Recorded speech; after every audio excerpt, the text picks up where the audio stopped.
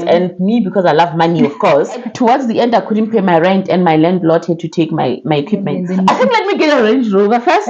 Let me get a Range Rover first, and then you can call me that. Over CTU. I had like a good support structure, but my boyfriend at the time was actually assisting me to. He made sure that I studied. Because we have to sing that. I don't want to sing. No, we have to sing.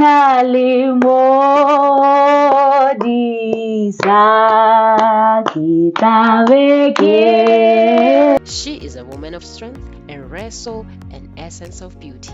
She connects and supports other queens. With that said, let me extend a warm welcome to the She Podcast, where we unite women from all backgrounds and inspire one another to greatness. Hi everyone, welcome to my YouTube channel. I am Letlhokgonolo Chweni and welcome.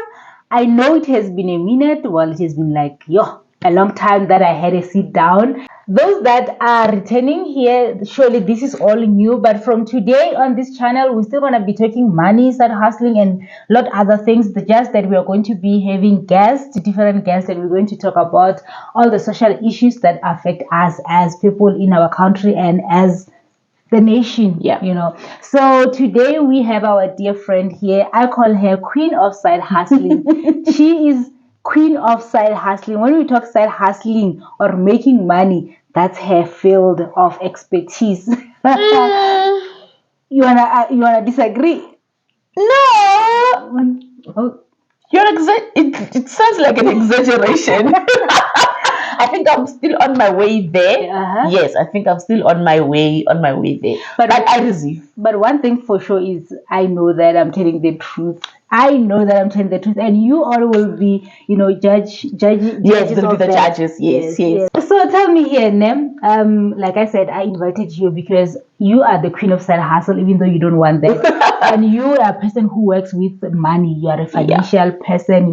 You studied finances. You live finances. You work for finances. We have to. Yeah, you're just finances. Yeah. So you were like the perfect person that I could call on my channel because what you do resonates a lot with what my channel is all about. Okay. So but before we get into that, I would like you to just maybe introduce yourself. Like, who is Geneva? Where do you come from? Who raised you? From background, actually just something like that. Okay, like she said, my name is Geneva. My surname is Mutimele. I'm Mochadiba, so I'm from Ramolepo. Ramolepo it's a village in Limpopo, not too far from Moria. It's like 4 or 5 minutes drive to Moria. Moria is in like ZCC Moria. The big city, yes. So do you walk there? Do you go? I can walk there. I went to high school in Mahoka. Mahoka is just close to Moria. Okay. So sometimes I used to walk. So yes, I can walk there if I want to, but obviously I'm not gonna. So yeah, I was born and raised in Limpopo, Ramolepo. I'm from a household full of women. That's a story for another day. But I went to Mahoka, and then from Mahoka, then I went to the University of Limpopo. Okay. And then after University of Limpopo, then we come to Joburg. Everyone want to come to Joburg. Yes. After for me, I never really wanted. You didn't want to come here, ne? I never wanted to be in Joburg. Just that, of course, I did some years of my high school here in Germiston, but I was just. I don't think my spirit and the big city, aligned. I was actually on my way as I was listening to my music. There was one of your voice note where you sent to me in 2020 or 2021. Oh, you're a keeper, lady. I'm a keeper. So you were telling me about how you want to come here, and then I said to you, no, make your plan and then God will do the rest. Find an apartment in Midrand because Midrand is central. It was playing today, and today here we are talking about it.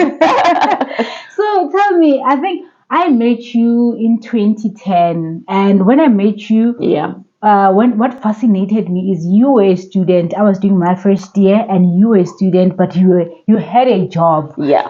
How did that come about? Were you forced to work?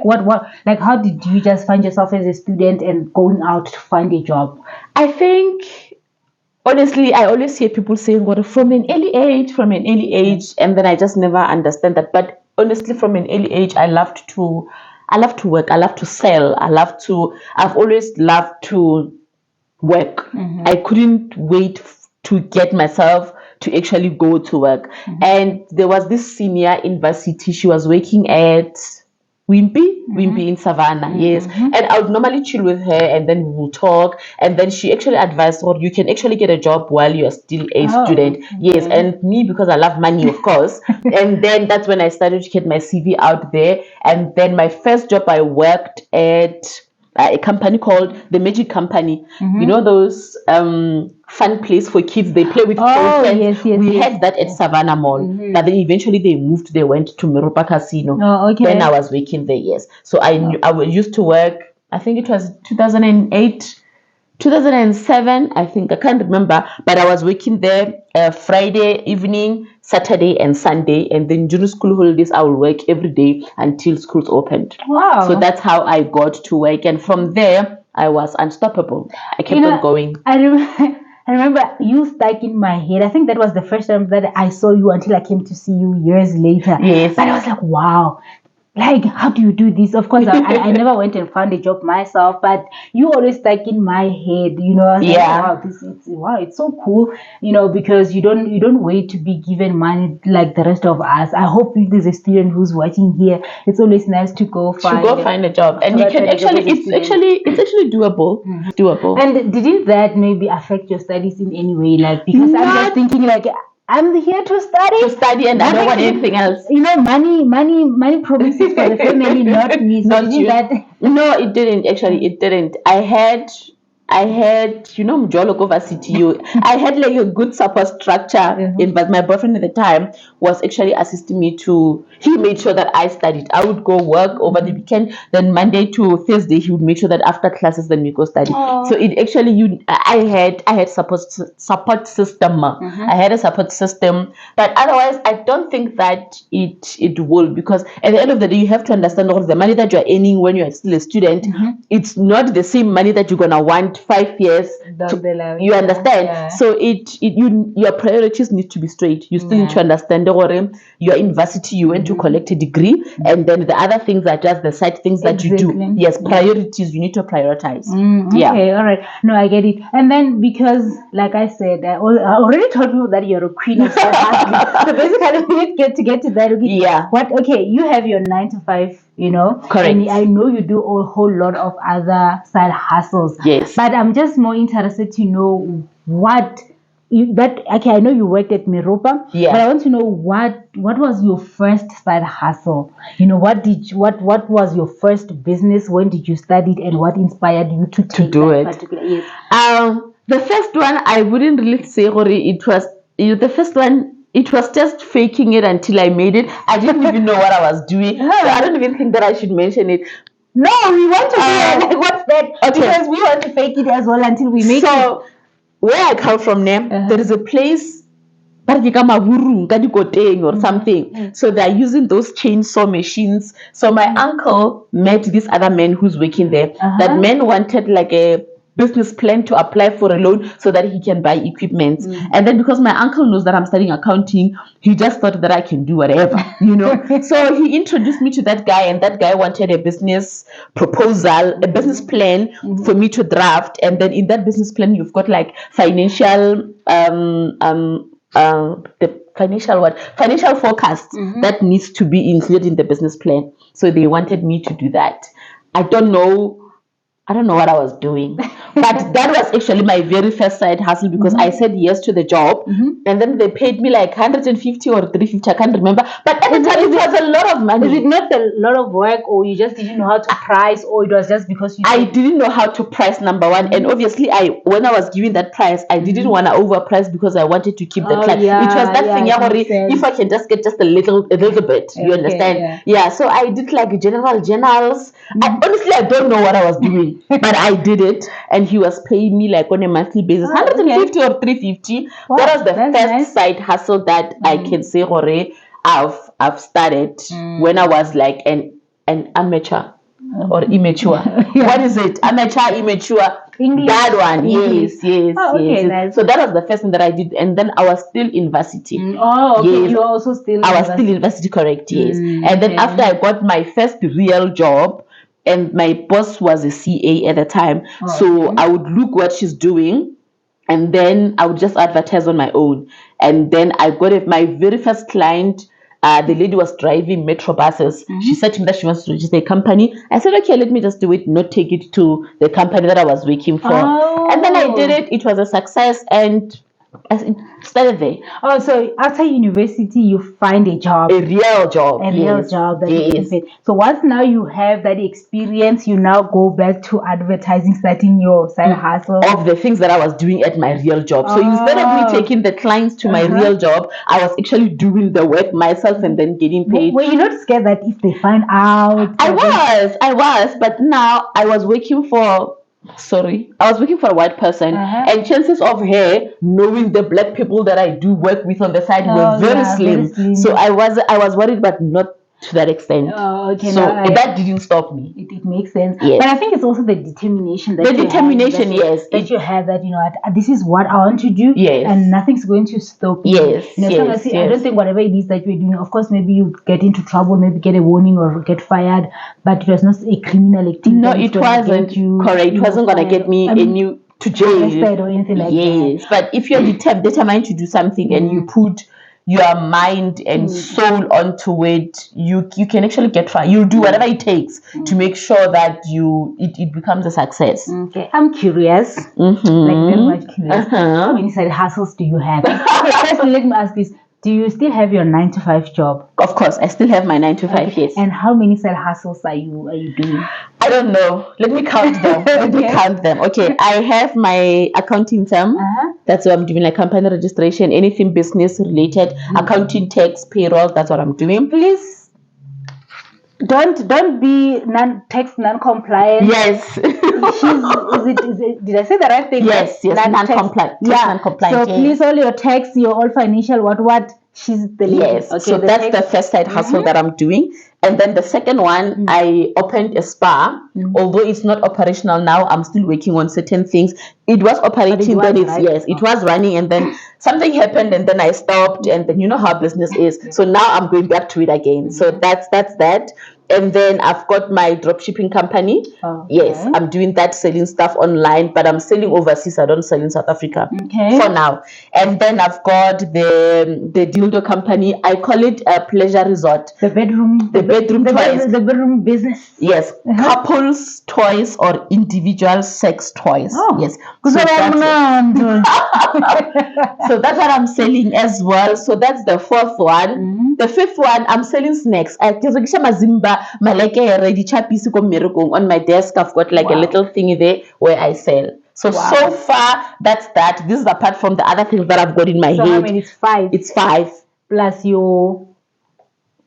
is it 7 to 4 or is it 7 to 4? 7 to 4. Yeah. So I have 6 jobs every single day. You are a mom, and I'm still a mother of 2. Yes. And then when I say you're a queen of side hustling, and then I think let me get a Range Rover first.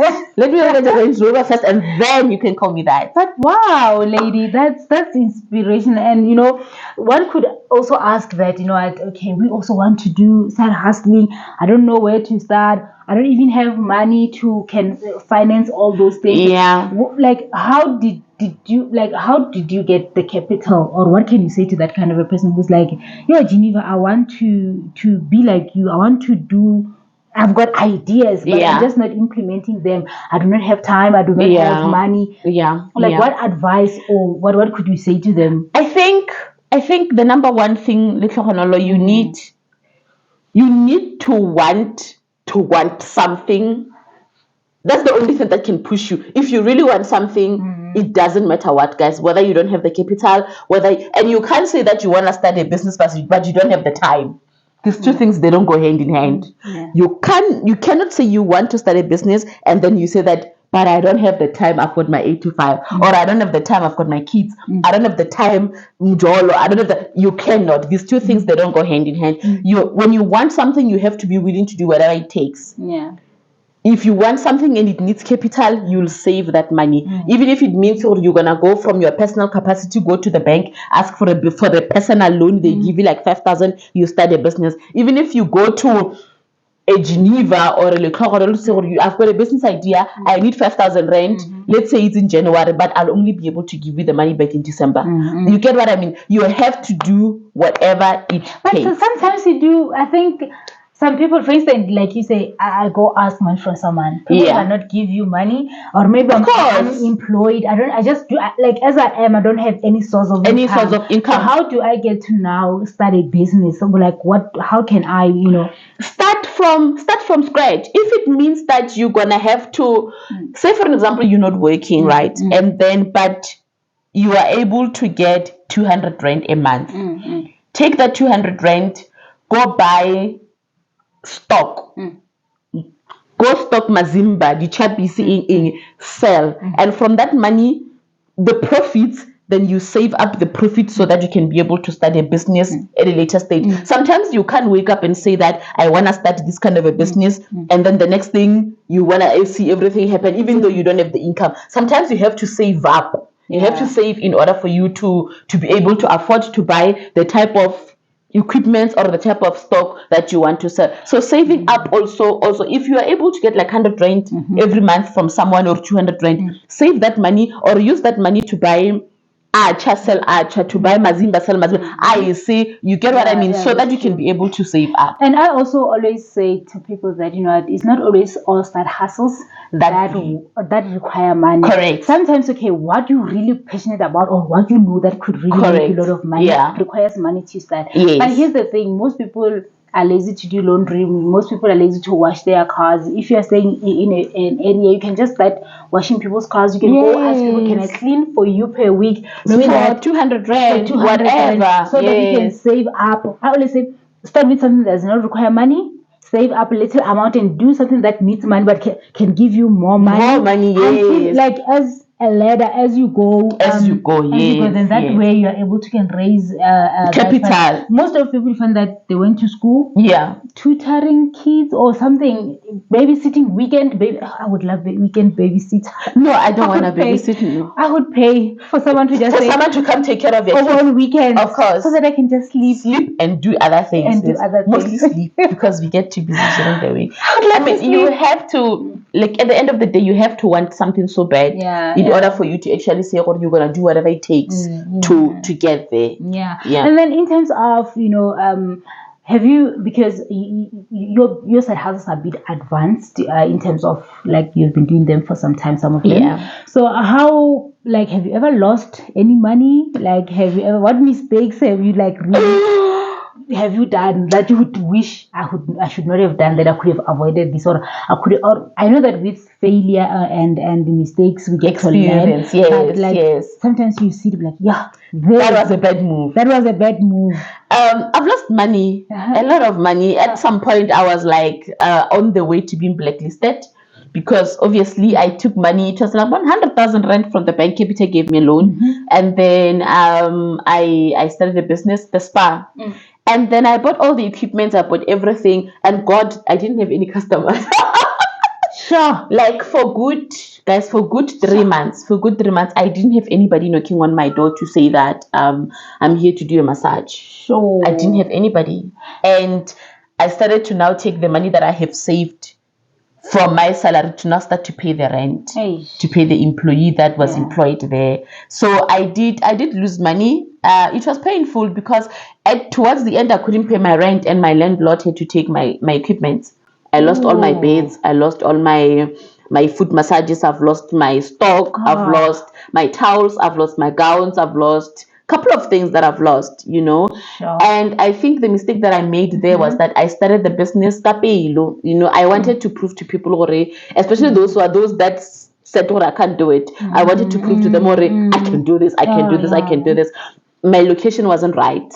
I didn't do proper research on the location. Okay. I was quick to say, as soon as the bank approves, I was like, yay, I've got money, and then I'm going there. I didn't think it through. So if I can go back, maybe that will be the one thing that I can undo, but undoing it will mean I didn't learn anything. You understand? So that's what went down. And in business, you'll have scenarios like that. I still have scenarios like that where I'm able to say, let me buy this. Right now, I no longer buy stock. I just like make sure that I drop ship. I just drop ship, Oh, yeah, and then dropshipping, yeah. I don't own any stock. The only thing that I have to do is just to advertise, and then I only buy stock when my customers are buying. So through the failures of your business journey, that's when you get to you grow, you mature, you understand, you know the do's and the don'ts, and you no longer do things to impress people, but you are doing things for you in order for you to make income. And a proper planning, because like you say, you didn't think it through, means that, okay, so, you know, sometimes as you see it,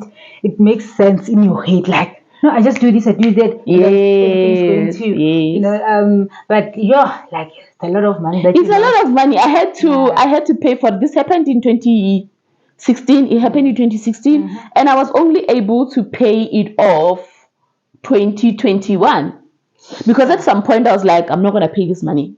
And then I'm looking for things like a car, for a house. I can't get it because now I'm on debt. What? You get what I mean? So it affects you. It affects your entire life. And even if you can ask somebody money to start a business, at some point you need to be able to pay them back. Exactly. And it can come between the two of you as friends, whatever. So it's a bit tricky. So before you can go and say you wanna borrow money, have a plan. This is what I want to do with the money. I'm projecting that I'm gonna buy this. I'm gonna sell it for this much. This will be my profit, and then from the profit, this is what I'm gonna have to. How you're gonna pay back the money? So it needs planning. You need to plan. And also doing a pilot study, just a trial. I would say a correct. trial. Yes. Well, this, like you say, you spoke about your location was not right. You didn't plan 1, 2, 3. Yeah. And advertising. Were you advertising? I was advertising, but I was shy. I was shy to advertise my own businesses. I was, because at some point I'm like, okay, the only platform for me to advertise is social media. And then being black, I'm thinking, if I advertise like a lawyer, and then my businesses won't be successful. And then you are reluctant to advertise. And if you do things with half your heart and half your energy, it's never gonna work. Yeah, speaking of being shy to advertise, a lot of people who are advertising. Guys, I'm selling Archer. Those that are within Midrand and Central, I'm selling Archer. So I wanted to post today on Facebook. Yeah. I wanted to post on my feed. Yes. But guess what? I didn't. Why? I don't know. But I always share other people's posts. I don't know why. I think after this video I need to post, because you know why, ne? This is what I've realized about 2 weeks ago. We are not good at everything. Now I know what I'm the brains. Like, I come up with ideas, I implement, but advertising, I'm not strong when it comes to that. Get somebody to advertise for you. Yeah, but I think also being shy, like you said, that this thing of being shy, this is not gonna get us far. It's not going to get us far. It's like we don't want to be faces of our own product. But you want to go be a face of somebody else's product. Hence, I'm saying that get a social media manager, somebody who will post for you every week, somebody who will do reels for you, somebody who you need to find a marketing person that's going to be doing your marketing stuff. And when you get that person, if you can get somebody who's still in varsity, who only needs like 800 rand, just fella as a top up, because if you can go get a qualified social media, they're going to be. I was doing the quotations, they're charging 3.5, and I'm like, I'm not prepared to pay like more than 1,000 rand, because if my businesses are still small and they'll only be focusing on 1 or 2. So get somebody to do what you are ashamed or what you are not good at doing.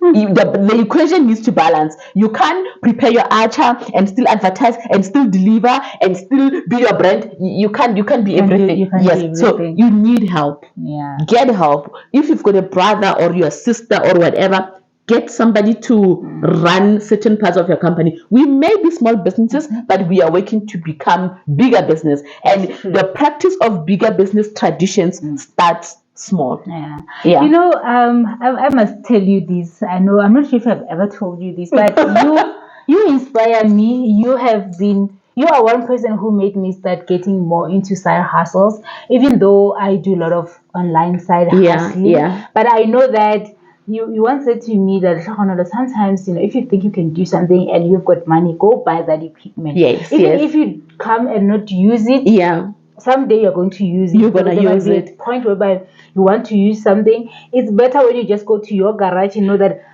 I've got this, I've got that, I can do. I started side hustles, and I think my problem had always been marketing, and I failed. I failed in so many side hustles that, one person close to me said to me that, the day that you're going to succeed is the day that you write a book on my 100 failed side hustles. I'm like you try everything, you fail at most of it, but like you said that with failure, should you have not done your mistakes and your failures, you are not gonna learn. Correct. And I learned, and I still gonna learn. But the thing is, you are such an inspiration. Thank you. You are a mom. You're a 9 to 5 employee. You have 5 side hustles. I don't know how you still give your friends time, and I still do. How do you provide yourself? Like, have you never had one of all these things that you like? Okay, let's look at your life, as the circle of your life. Yeah. What do you think? Maybe it's like you being like here, there. How do you manage your time? How do you make sure that every duty, every responsibility gets the attention? It's like in Mujola we say, because we are women, I'm gonna talk about women. If he wants to, he will. Yeah. With me and my friends, my businesses, my kids, my life, my family, wara. If I want to, I do it. Yeah. Yes. If you wanna do something, you do it. You don't have excuses. You don't make excuses. You don't do the runarounds. You simply get up and you do it. Business-wise, I know what I have to do it, because obviously, as you know, your salary is never enough. I know what I have to do my businesses because I need that extra income. On Wednesdays, I make sure that I need to be available for our podcast. Yeah. There's no question about it. And then my friends then are just like jungle around. Okay, today I'm seeing Benis. I'm seeing you. When you want to do something, guys, you find ways to do it. I really, I still feel there's much more that you need to share with our viewers. And I would like to have you more. We still need to understand the tax. Your SARS. We need to understand there's a lot that your budget. We need all the financial literacy that we could get. And I hope and pray this is not your last time being on the channel. Next time I'm gonna be paid. I'm gonna send an invite. We will pay you, but we need to make sure that we get those views. But financial literacy, it is very important.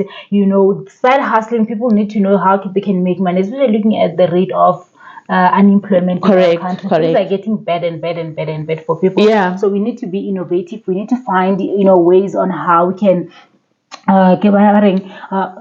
extra income to those that have jobs. Those that do not have jobs, they need to find a livelihood. But yes, I really hope you're still gonna come. I thank you very much. Thank you for having me. But before I let you go, what would you describe yourself, like if ever you were to just describe yourself as if you're not yourself? How would you describe yourself? Oh my God, yourself? I think that's a difficult one. I think I'm an okay person.